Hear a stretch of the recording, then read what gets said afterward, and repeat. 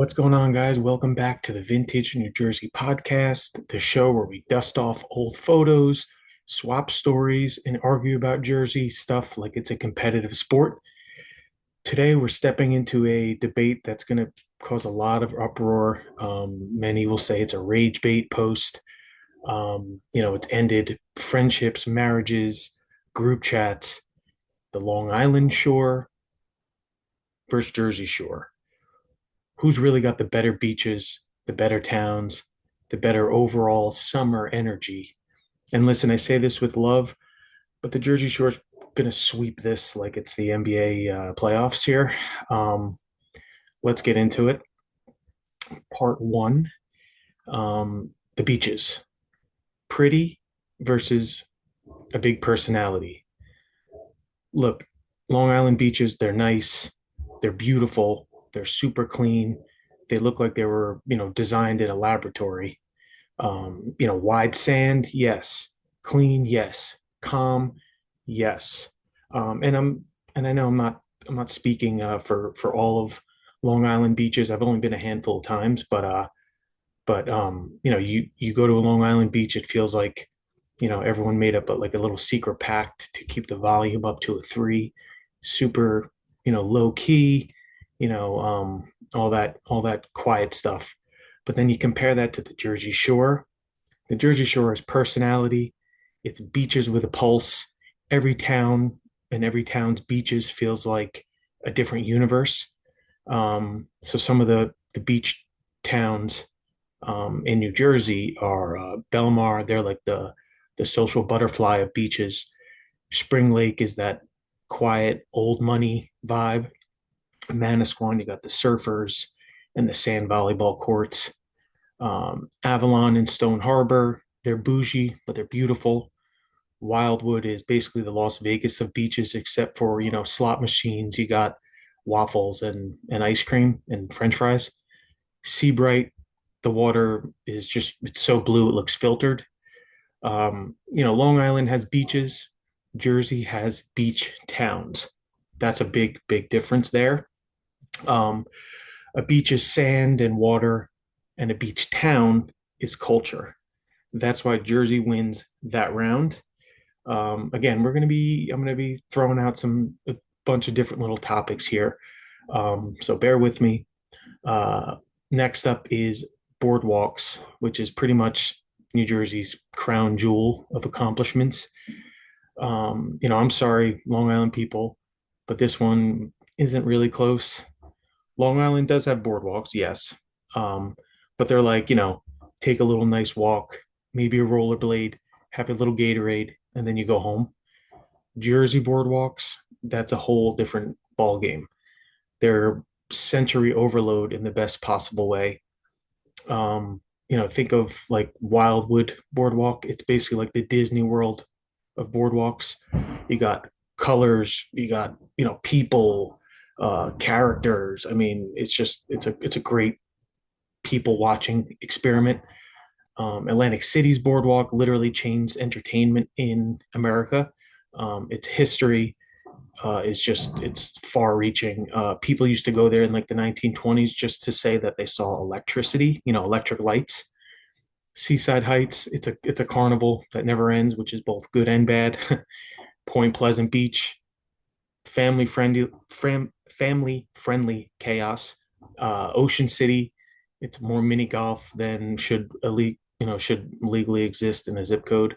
Boardwalks in New Jersey have, first of all, food. You got your boardwalk food, but they got rides, arcades, bars in the towns that allow it, live music. It's an awesome thing. Long Island boardwalks, they're cute, but Jersey boardwalks are just, they're iconic. So New Jersey wins that one. I'd say in a landslide. Again, I'm covering a lot of topics here. So next up is accessibility, the notorious Long Island traffic versus the Jersey flow. Long Island, I love you. It's like a brother to the Jersey Shore. But why does it take 75 minutes to go 12 miles? Getting to the beach in Long Island is basically like taking a personality test. You question yourself, your choices, and your sanity. Meanwhile, the Jersey Shore is built for movement. You got the Garden State Parkway, the exit, and then boom, you're there. Yes, the parkway gets super crowded, but it's normal crowded. Whereas the Long Island traffic feels like the entire island's getting, um, attacked by an alien invasion, and people are just trying to get the hell out. So again, I'd say Jersey wins. What is it? 3-0 now. Next up is food. Delis versus boardwalk classics. So this is pretty much one category where I would say Long Island has a real serious argument and an advantage there. You got the Italian vibe, you got just delis, bakeries. So um, this, like I said, this is a real argument here. So Long Island delis are, incredible. Top tier sandwiches, subs, pizza, 10 out of 10, arguably the best in the country. Um, but here's the difference. Long Island food is consistent. Jersey Shore food is legendary. We, Jersey, invented certain summer foods. You got Coors ice cream, the little swirl, which is top tier dessert.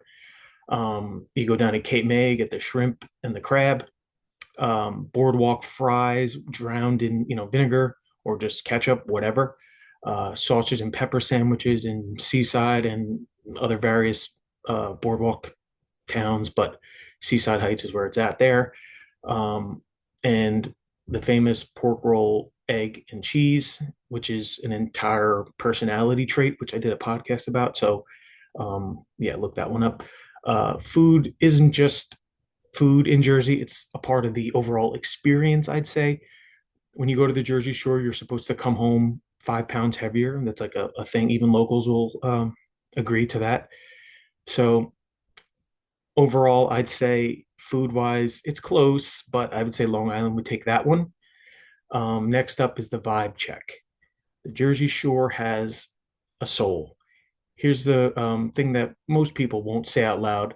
Uh, Jersey Shore has a soul. The Long Island scene has a just a vibe. Um, they have Jersey Shore has multi generational traditions, stories about grandparents meeting on the boardwalk. You got bonfires, fireworks, local bars, famous beach badge drama, which actually I don't know if Long Island charges for beach passes. I don't think so. Uh, the smell of sunscreen, pizza, salt water, and nostalgia all mixed together. The Jersey Shore isn't just a place; it's an identity. People don't say they vacationed in the Jersey Shore; they say they grew up there, even if they only went one time in the summer. Long Island, beautiful. It's gorgeous. Their beaches are scenic, amazing food, some super, super rich towns, Hamptons, all that stuff. But it doesn't have that feeling of like belonging. Like when you ask someone, when you go down the shore, it just something hits different with the Jersey Shore. Um, so I would have to say, again, I'm probably biased, but I would say the Jersey Shore would win that one. Um, so next up is the towns. You got a whole state versus one long stretch. So Long Island has a handful of famous spots: Montauk, Jones Beach, Fire Island, to name a few. The Jersey Shore has entire regions. You got the Monmouth County Shore, you got Ocean County Shores, you got Atlantic County Shores, Cape May County Shores.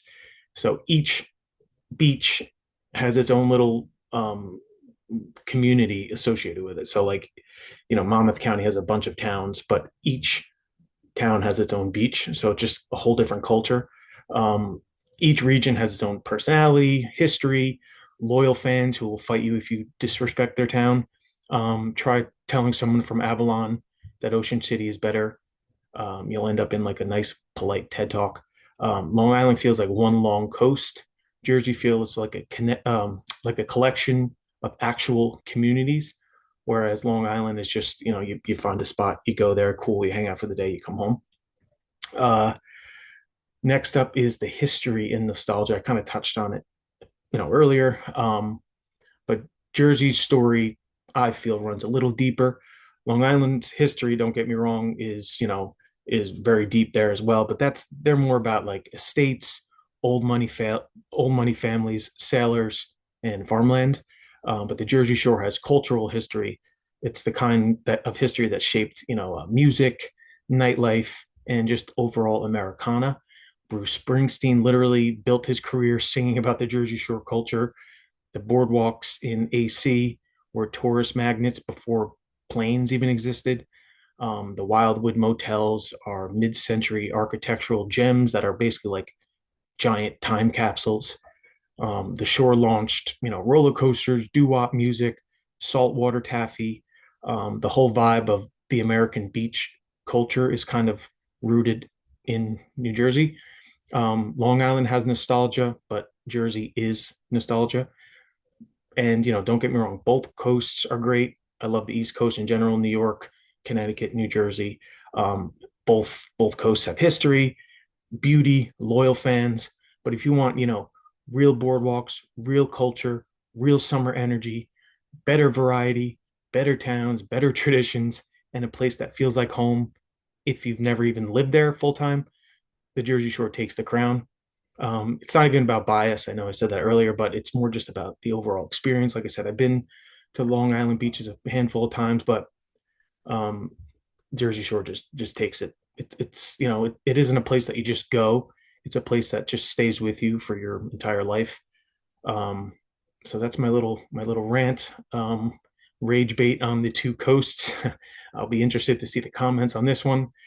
Thanks for hanging out with me on this episode of the Vintage New Jersey podcast. If you're from Long Island and disagree, I'm wide open. I'll take the punishment.